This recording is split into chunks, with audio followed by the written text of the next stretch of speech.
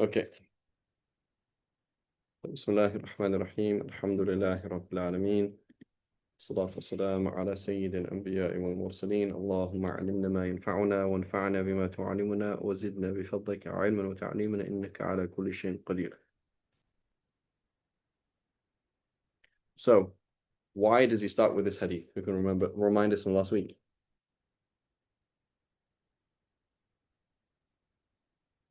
What is problematic about this hadith? Why is it an exception to a rule?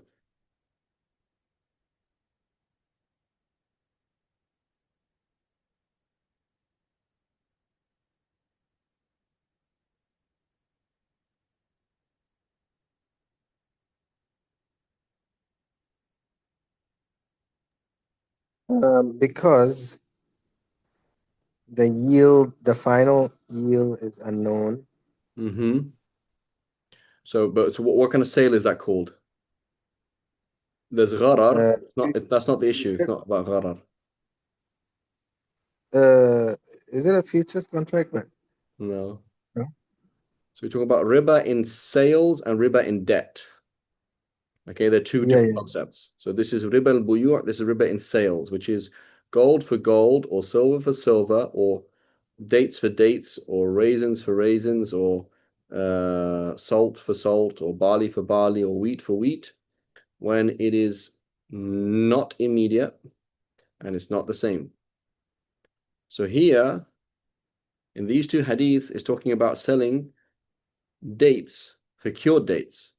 So I don't know, are they the same volume or not? I don't know. So it's gharar adib by extension or something else. That's not the fundamental issue, right? The fundamental issue is these are ribawi things, right? Ribawi products, things that they have to be exchanged in a certain way, right?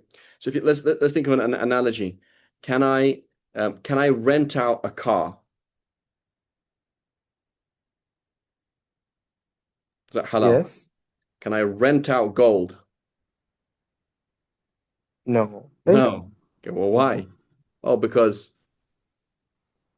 if I that's exchanging money for money in a way that it's not equal or it's not immediate. Sorry, it's not immediate. You can't do that. You can't rent out gold.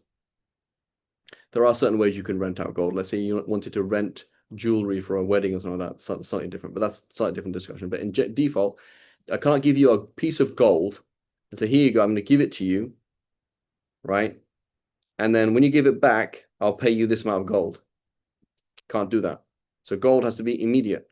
So yes, there's the issue of it's not clear, and we spoke about another contract. But the issue is there are certain things which are A, currencies, and then B, another category, which is usually a category of food, that when you exchange them for themselves, it has to be immediate. And if you're exchanging for exactly the same class in the same category, it has to be the same volume or the same weight. Okay, so gold for gold in the same weight. Dates for dates of the same volume. You have to exchange them. So if you want to exchange dates for dates in a different volume, you're going to sell the dates.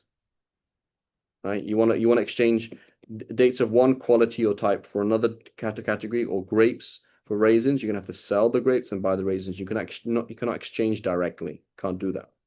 So this was an exception to the rule. Okay. So now Imam Muhammad's going to explain how Imam Malik viewed this. So he says, Imam Muhammad says, we adhere to this. Imam Malik mentioned that an ariya is simply that a man has date palms and allows another man to eat from the fruit on one or two palms, or for a man to take from them for his dependents. Later, it becomes burdensome for him to go to the walled garden, so he asks to be allowed to avoid that and to receive instead an equivalent measure of some dried dates at the season of harvesting the dates. So there is no harm in all of this according to us, because all the dried dates belong to the former, to the owner, and he gives of it whatever he wishes. Right? If he wishes, he can give him the dates of the date palm, and if he wishes, he can give it an equivalent measure of dried dates, because it is not regarded as a sale. If it were a sale, then it would be impermissible to sell dates for other dates or at a later date. So what's happening here is, I'm not quite sure about exactly Imam Muhammad's position, but he's saying that Imam Malik is looking at the hadith in a totally different way. He's saying, well, that obviously could not exchange. This would be the equivalent of exchanging paying get it paying in cash for some gold jewelry now and getting it later when it's fixed. You can't do that. It has to be immediate. So the outward purport of the hadith it says one thing, and so Imam Malik is saying no, it doesn't mean that. It means like basically somebody just giving some dates to somebody, right? The Shafis, we don't say that. The Shafis say no, this hadith is very significant and it goes against everything. It basically is an exception to the rule where you can do a contract of dates that are cured for dates that are not cured, even though you don't know that they're the same value, because it's a small amount. And as we mentioned last week, the khamsati awsaq, the 5 awsaq, that was a zakat minimum. So this is a small amount. So we're dealing with poor people, right? And this we said, for example, this was an example of how the Sharia changes in small things for small pressures. There is some kind of financial pressure on this person, and so certain rules can bend. But it doesn't bend everything. Because what people do is like small pressure, big bend. It's not like that. The Sharia only bends in commensurate with the push. That makes sense. Small push, small bend, right? Uh, this woman had to show her arm to the male doctor. So she took all her clothes off. Is that acceptable? Why would you do that? Just just show that area, and that's the only area that you can show, right? Small things, right? Allah subhanahu wa ta'ala mentions فَمَنْ اضْطُرَّ غَيْرَ بَاغٍ وَلَا عَادٍ فَلَا إِثْمَ عَلَيْهِ. Allah mentions in the Quran, you can't eat this, you can't eat this, you can't eat this. Okay, ya Allah, but what if I was forced? What if I was going to die? Okay, you're forced. غَيْرَ بَاغٍ, you didn't want to do the haram. وَلَا عَادٍ, and you didn't go over the limits. So just everything to its limit. So here we see the Sharia, according to one interpretation at least, giving these people are in this particular situation. You can bend the rules a little bit. You're not really doing riba. You're potentially doing riba, right? And we mentioned last week an example of that practical things for us, and may Allah protect us all from riba. Is Ameen, is the credit card. So, am I allowed to get interest to pay interest on a credit card because I need to? And the answer is no. Okay, well, am I allowed to get a credit card and use it without paying interest? You say yes. Okay, but how is it halal to get a credit card? You just agreed to pay interest. I didn't pay interest then. So there's in certain places, I don't know what it's like, but like in the West in general, I need a credit card. There's certain things I can do with a credit card that I can't do with a debit card. So there's a need to get a credit card, but that need doesn't allow you to actually do interest. It just lets you have the credit card. That's all. So you've walked in, you've taken one toe step into the haram by agreeing to do interest. But you didn't actually do the interest. And what allowed you to take that toe step into the haram is the pressure of needing the credit card. According to some scholars, not all scholars. Not all scholars agree. Many scholars saying it's haram, period. Can't do that. Right? But according to some scholars, that's how they look at it. Right? That's how they look at it. Right? So insurance is a vague contract. Okay, but I'm forced. Okay, then what do you mean forced? You're forced to have insurance over on. So because I was forced to have insurance on my car, I can now insure my phone? No, it's not like that. Right? The situation is that you're forced to have it on your cars, and you have the minimum insurance that you're forced to have, assuming there's no halal way of insuring the car as well, right? So when you're pushed, you just take the limit you're pushed to. You don't go further, right? Many people they get confused and they just go really far, go crazy, lose it. Somebody leaves the Muslim country, just go nuts, right?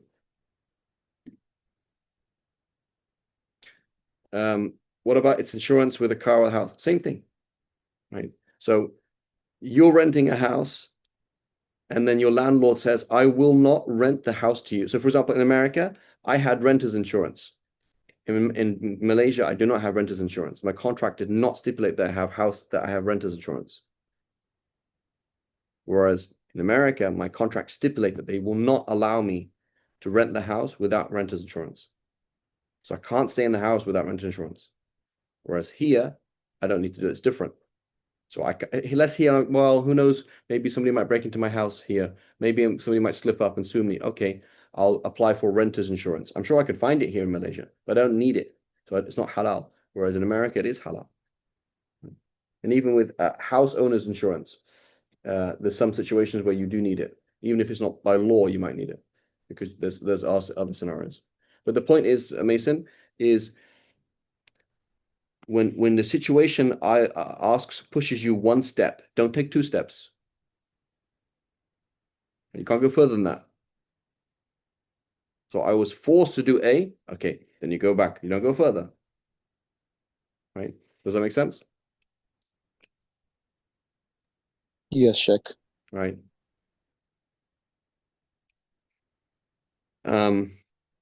Clear. So anyway, they're explaining in a totally different way. So I'm just going to take a look here in the my commentary here.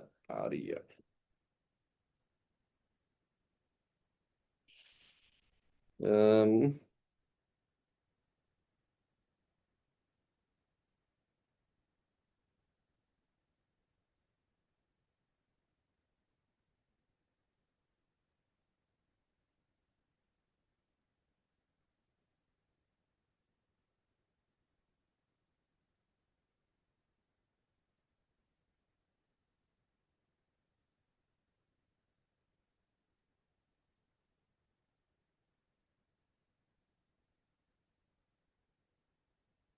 yeah. So the Hanafis as well as the Malikis, they're looking at totally different.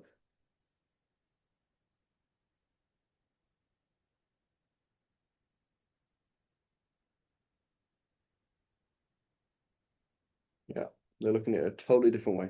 They're looking at it as a kind of gift, totally different way of looking at things. So key concept, language, be it religious or otherwise, is often not clear, right?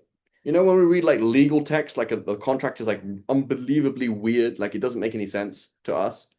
Why are they using so many words and like being so particular in a contract? Why do they do that?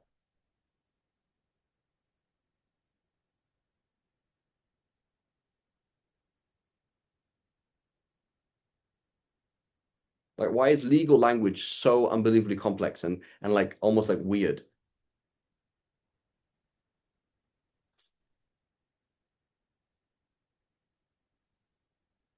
What do you think, guys?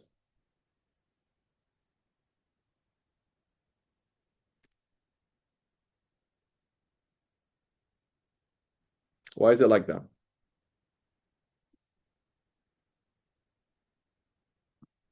Say it one more time.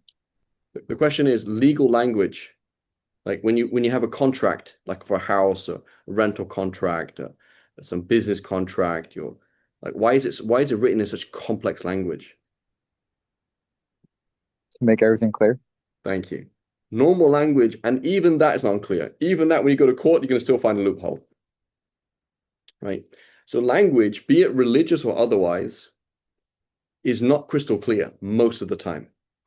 So when we're looking at the Quran, looking at the Hadith, there are certain things that are crystal clear. There are other things that are not. So here, this Hadith is being understood a totally different way. When it's saying, yeah, you can just, somebody can just come and take this, it's fine, as a gift, it's fine. The other one's looking at it as this is a breaking the rules of this or that. It happens a lot, right? The Surah Ayat al-Dain. Who knows Ayat al-Dain in Baqarah? What's Ayat al-Dain?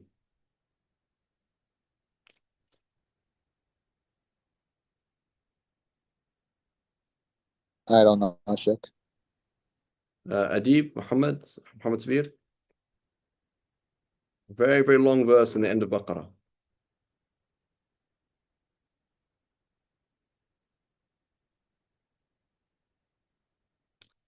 You're all familiar with it? Muhammad Sabir, Muhammad Hashir, Adib? Sorry, the last verse of Surah Baqarah? Not quite the last verse, but near the end of the last page, second to last page.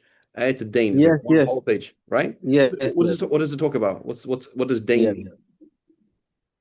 It's talking about writing, putting What does getting dain mean? witnesses. Or what? أديب يا أيها Um, الذين آمنوا إذا تداينتم بدين إلى أجل مسمى فاكتبوه. Muhammad, Muhammad Hashi, you familiar with the verse? Adib? It's like second to last or third to last verse of Baqarah. No? Okay, anyway, you read this verse in Arabic and it says, "Oh, you who have believed, when you lend each other money to a fixed time, then write it down." Seems pretty obvious to me. I'm reading the verse. It tells me that if I lend money to you, you lending money to me to a fixed time, then you should write it down. Like, how is that unclear? And yet we find the verse, according to majority of scholars, is not even talking about a loan. Most scholars say it's not even talking about a loan. It's talking about a forward sale, where I'm paying upfront for some merchandise that you're going to give me in the future. And the majority of scholars, they tell us that if you stipulated a time for a debt, you say, okay, I'm going to lend you $10, pay me back next week. It doesn't mean anything. You could ask it back before, and that doesn't mean that time doesn't mean anything. And the vast majority of scholars say you're not obliged to write it down anyway. So often, the point I'm trying to make is often we might read something in the Quran or in a hadith or in the world. You're just reading language. You understand it in one way, somebody else understands it in a 100% different way. That's because language, be it religious or otherwise, in its nature is not super clear. It can be clear, but it's not always clear. Does that make sense? So here's an example of that totally different understanding of the hadith. One is like, oh yeah, he can just have some as a gift. The other one is no, he's actually exchanging two types of property that in principle could not do it, but this is an exception because it's hard. Does that make sense?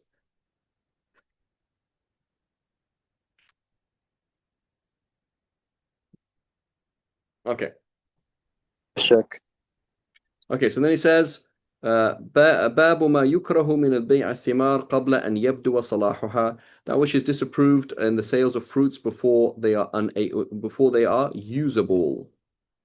Okay, so why would this be haram? What's the problem here? So it says, أخبرنا مالك حدثنا نافع عن عبد الله بن عمر أن رسول الله صلى الله عليه وسلم نهى عن بيع الثمر حتى يبدو صلاحها ونهى البائع والمشتري. Very interesting. Okay, so Malik informed us from Nafi', who told us that Abdullah ibn Umar said that the Messenger of Allah sallallahu alaihi wasallam forbade the sale of fruits or crops, you could say as well, before they are usable, before they are ripe. He forbade the seller and the purchaser.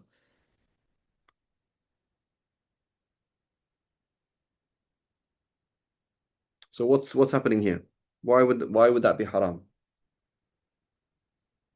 I went to an orchard, right? You used to go to Brentwood and the orchards in Brentwood. I go to an orchard in Brentwood. The cherries are 1 month ripe. They're not ripe yet. Just want to buy them. Why can't I buy them?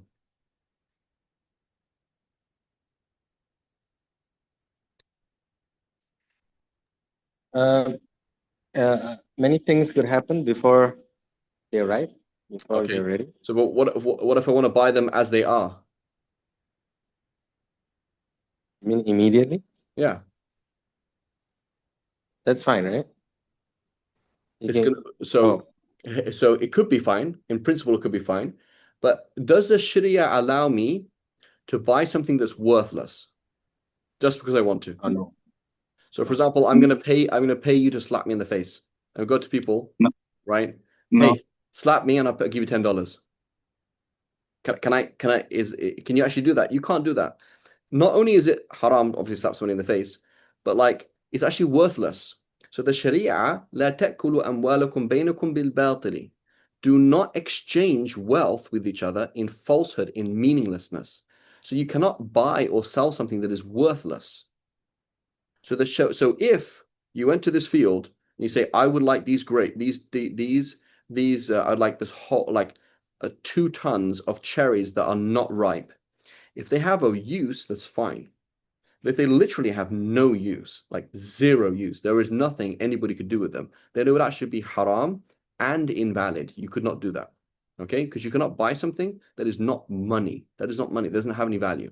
Right? Imagine you say, no, it has certain things in it. Okay, fine. Okay, you can buy it then. So that's number one. It might not be value. Number two, then, as Muhammad Sabir mentioned, is no, no, no. I'm paying now for these cherries in 3 months. Is that okay?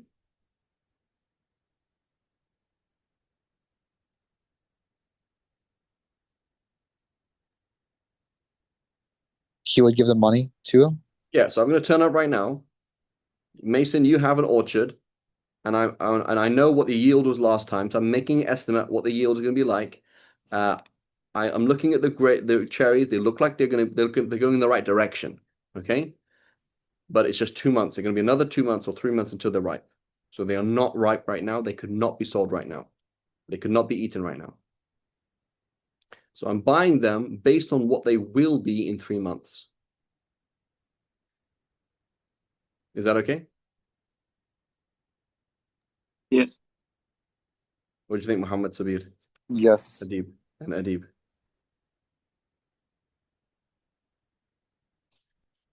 So the answer is you cannot do that. Why? Because the Prophet ﷺ said you cannot sell it until it becomes ripe. Okay? So how about this then? Can I just buy the whole orchard? So why you can't do that? Because of the gharar. I don't know what it's going to be like. So here are these I don't know what these are going to be like in 2 months. So I can come in 2 months and buy them, but I can't pay now for them right now and say these are now mine. All of these cherries that are on the trees right now, they're all mine, and I'm going to leave them there for 3 months because of what they will be later on. You can't do that. Okay, you can't do that. Why? Because the usability, the eatability, the sellability is not realized yet. The actual value of it is not even there yet. So you cannot do that. Okay. So how about just buying the whole orchard? Can I do that? That's fine. That's fine. Yeah. So this is so principle number one, you can't buy something that's not money. Principle number two, you can't do a financial contract that is vague. I don't know what these things will be like in 3 months. How's the weather going to be? I don't know. So you cannot do that. I don't know what it's open-ended. Principle number three, يغتفر في التابع ما لا يغتفر في المتبوع. Okay? Things that I wrote an answer about this 2 weeks ago, something like that, was things are overlooked at secondary, they're not overlooked in primary. What does that mean? Meaning you just said that I can't buy these grapes, these cherries. So it doesn't make any sense. How can I buy them along with the ground? Say, that's different. You were buying just the cherries and you didn't know how they're going to turn out. So that's not okay because that's vague. If you want to buy the whole thing, you're now like an investor, right? You've just invested in the whole project. And so however it turns out, you can make money or lose money. That's fine. So now, because I know I'm buying the orchard is known. Here's a piece of land. It has a value. It has limits. This is the plot, and it's this. I know what it is. The secondary thing that it has crops growing on it, it has cherries growing on it, and those cherries may or may not turn out. That's something secondary. It doesn't matter. Does that make sense? So you can do things as a secondary thing that you couldn't do as a primary thing, right? The question that on the Q&A was a raffle, right? We're going to do a raffle. Any Stad Free Dingle student can enter this raffle, and you have a chance of getting a free book. Say, oh, isn't that gambling? So yeah, but you didn't nobody didn't pay for it. Okay, let's say you paid for it. I say whoever signs up for this Fawaqih class in Arabic that I'm going to be starting whatever in a week, whatever it is, you can enter a raffle. So that means you did pay for the class then, right? Okay, you pay for the class, fantastic. And then you entered this raffle, and you could get this free book. Okay. So now you've entered a raffle and there's a competition, and so it's not haram. So it's halal. Why? because that was secondary. You paid for this Arabic class with fawaki, and you are paying X for Y. That's a clear contract. The raffle is secondary. So if you just paid to enter the raffle, that would be haram. But you didn't pay to enter the raffle. You paid for something else and you got into the raffle. So it's suddenly halal. Right? Does that make sense? So Wait, so go ahead, what if Macy. if using our stocks technically haram? Say it again, sorry. Like, is the stock market technically haram? Stock market is something else. Stock market is like you buying a portion of the whole orchard, right? So Adib has this orchard, it's huge. You go and buy 1% of his orchard. So that's fine now. So now you have 1% of all the costs and 1% of all the profits of that orchard. That's fine. That's like buying the whole orchard now. Does that make sense? Yeah, that makes more sense. Right? That's as opposed to when you came up and you said, I'm gonna buy the product that this company is working on and it'll be ready in 18 months. You can't do that. Or for example, you go to Tesla and Tesla is working on a technology that they have not finished yet. Okay? They're working on a technology that will have, so you can pay now, it's $25 million, okay? And they will have your own electric powered personal spacecraft. And they'll deliver it in 5 years. So you go and ask them and say, does the technology exist for that yet? So no, we're working on it. So it is not a generic thing that exists out. Not like your custom-made Tesla or your custom-made car that exists out there that could be made. It doesn't even exist yet. So you could not buy something based on technology or that doesn't exist. Or buy something, for example,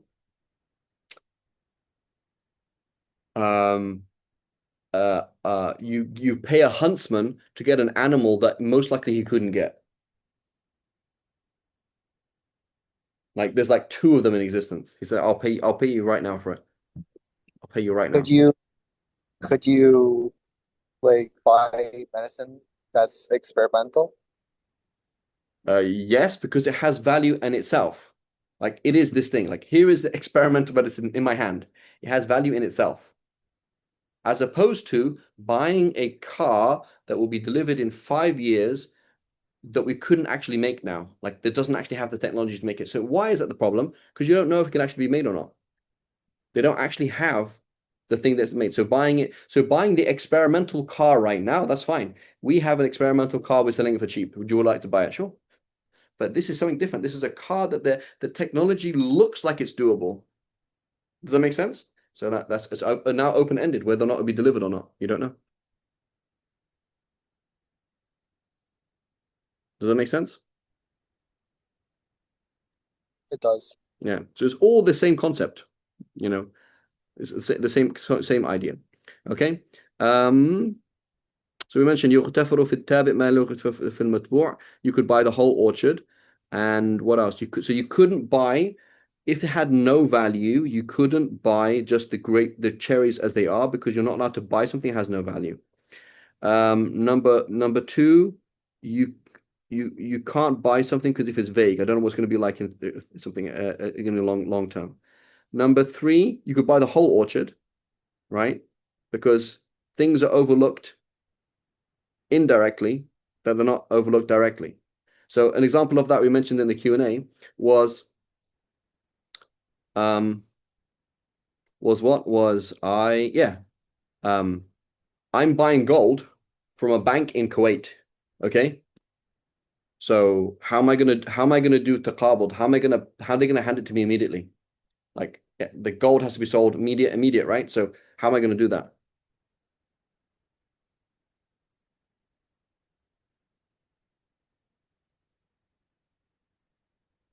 So how am I supposed to buy if I'm not in Kuwait? How am I supposed to buy gold from them?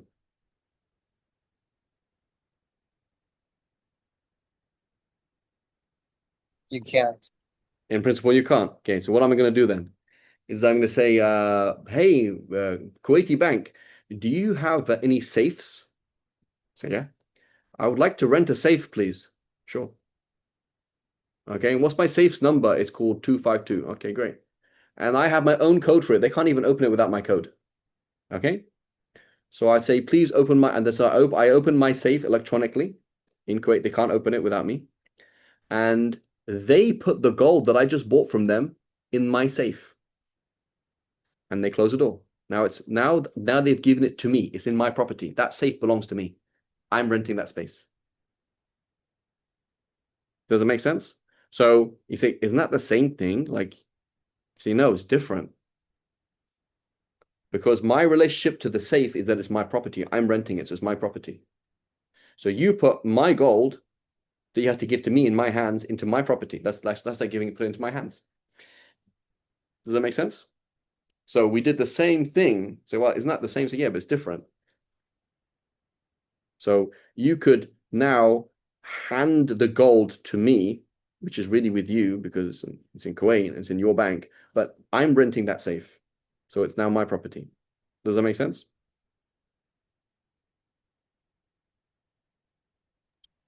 Yes. So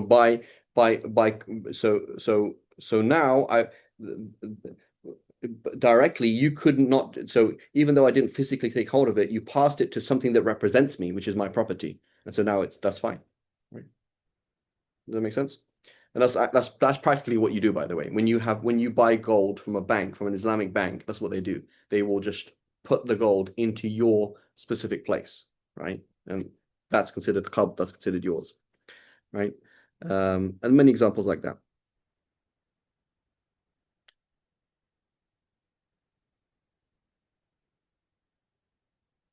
Okay. You get a plane ticket.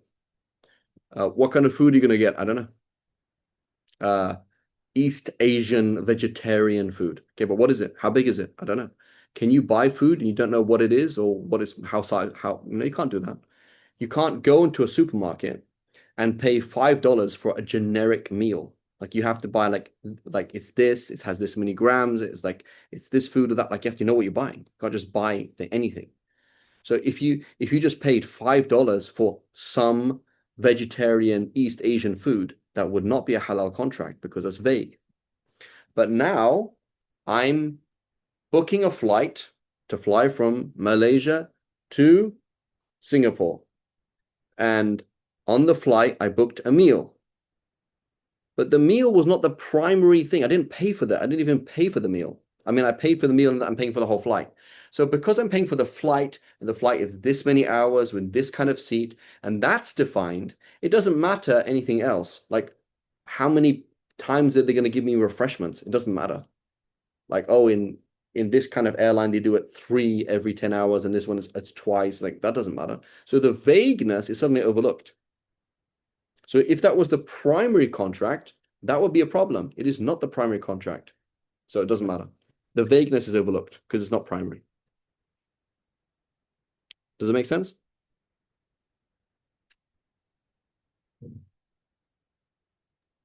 Yes.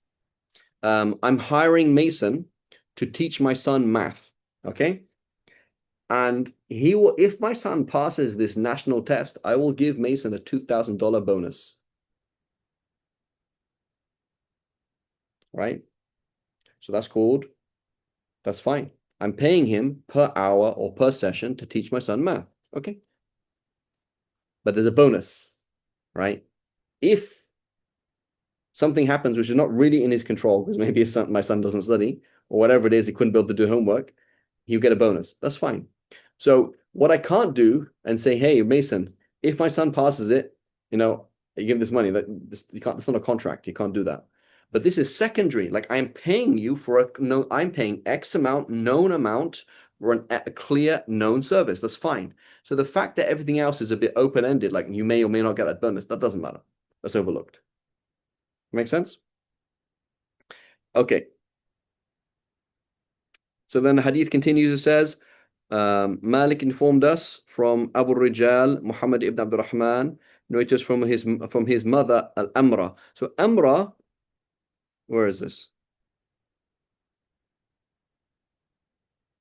So Amra, she frequently narrates from Aisha. So presumably here, Amra is narrating from Aisha, presumably, right? Because she's one of these the students of Aisha, and so presumably she's narrating from Aisha from the Prophet. Allahu Alam.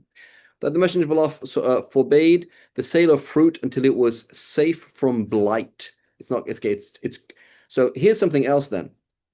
So there's cherries that are in a basket in front of me versus cherries that are ripe but on the tree. There's wheat that is 98% ripe and just needs another week. That's it. It's done. It just needs another week and that's it. So can I buy wheat from this field to be harvested next week based on what it will be next week? The answer is yes. Why? Because it's a small level of gharar. Okay? It's a small level of ambiguity. So ambiguity, yes, is a problem, but not a small level of ambiguity. For example, I'm buying a car and I don't know the exact specification of the tires, but I have an approximate thing that doesn't affect the value. That's fine, right? That's not a problem, right? There's certain details that yes, it's in principle vague, but it's not very vague. So a small, negligible amount of vagueness is overlooked. So here it's like, are these crops like 95% they're going to be fine? Yeah, okay, that's fine. You can buy them now. Yeah, but maybe when we harvest them, they'll be different. Yeah, that's okay though. Maybe when I pluck the fruit out, it's gonna be different. Yeah, but it's okay. That's a small difference. It's not a major difference. It's a small difference. Right? And then just in practical life with things like that, like, okay, I'm hiring somebody to teach math, which class, which this. There's still things that are vague, right? How good, how much interaction, will the teacher be grading while he's teaching? I don't know. There's still teaching, right? There's lots of variables that you can't be too picky about because it's not practically possible, right? So the Sharia does not ask us to be neurotic, right? The Sharia does not ask you to be neurotic, like, oh, I didn't know this, I didn't know that. It's not like that. There's a practical level that as long as there's a genuine security that, okay, this is deliverable in general, it's okay now, right? I can't buy a melon unless I cut it open. That would be ridiculous, right? Well, you can't sell a melon until you've broken it. Unless I've seen every single brick, all 6 sides of every single brick in the house, I'm not going to buy the house. That's ridiculous, right? That's ridiculous. You can't do that.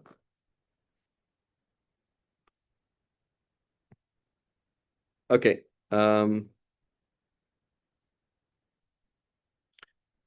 let's get قال محمد لا ينبغي أن يباع شيء من الثمار على أن يترك في النخل حتى يبلغ إلا أن يحمر أو يصفر أو يبلغ بعضه فإذا كان كذلك فلا بأس ببيعه على أن يترك حتى يبلغ فإذا لم يحمر أو يصفر أو كان أخضر أو كان كفرا فلا خير في شرائه على أن يترك حتى يبلغ ولا بأس بشرائه على أن يقطع ويباع وكذلك بلغنا عن حسن البصري أنه قال لا بأس ببيع الكفر على أن يقطع وبهذا نأخذ. So Imam Muhammad, he said, nothing of fruits and things that crops, etc., should be sold on the basis of it being left on the date palm until it ripen, unless it has reddened. It's already ripe. You're just gonna have to take it off tomorrow, or yellowed, right?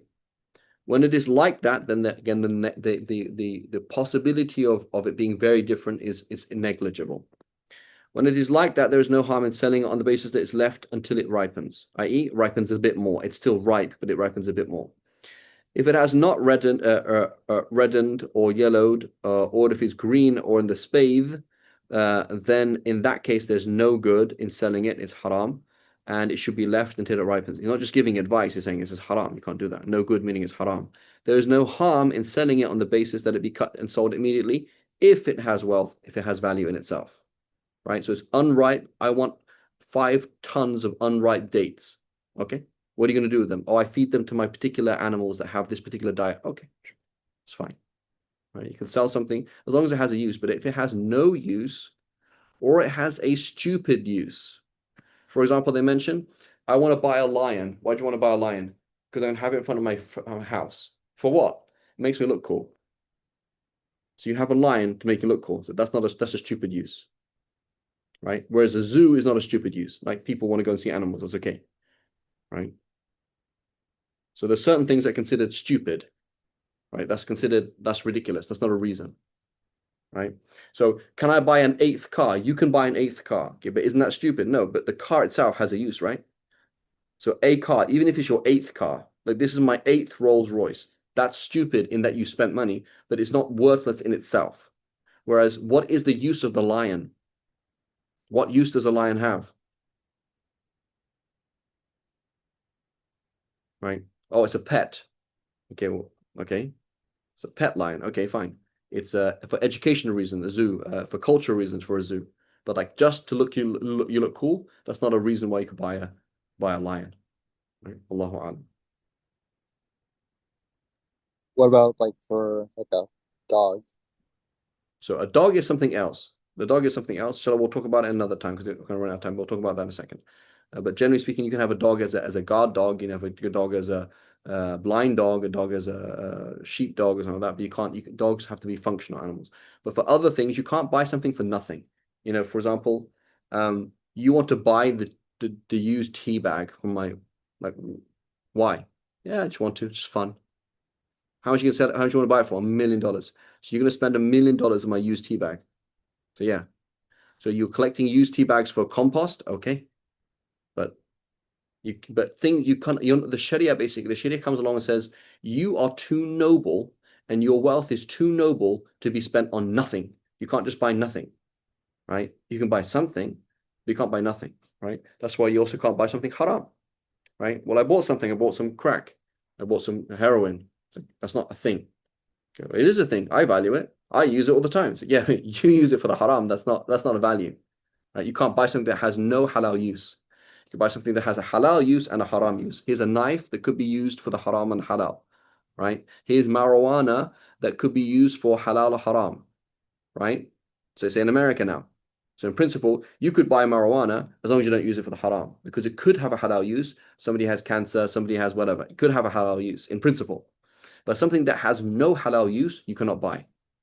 It either has no use or it has no halal use. You can't buy that. Right? Even if you're happy and even if they're happy to sell it, you can't do it. Does that make sense? Right. Yeah. So then he says, there's no harm in on this basis that similarly as reached from Hassan al-Basri, he said there's no harm in the sale of the spade on the basis that it be cut immediately if it has a value. If it doesn't have a value, also you couldn't do that. Right. Okay, inshallah, we'll stop here. وصلى الله على سيدنا محمد وعلى آله وصحبه وسلم.